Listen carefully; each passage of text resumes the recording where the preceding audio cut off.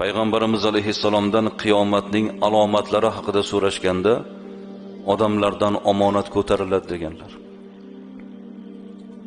Eng go'zal fazilat shu noyoblashib boradi. Omonat ko'tariladi.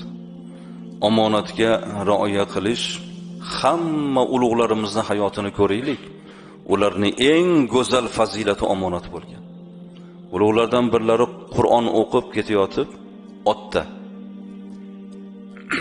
arablar yelkasiga tashlab oladi-yu ridoni.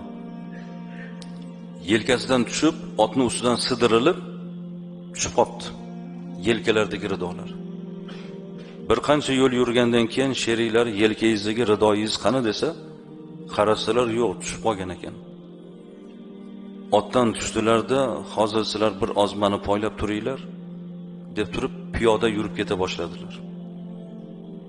Hazrat, nega piyoda yuryapsiz? Bu ot bilan borib kelsangiz bo'lmaydimi deganda, bu ot ijaraga oluvdim. Men buni shu tarafga minib borish uchun ijaraga aytib oluvdim.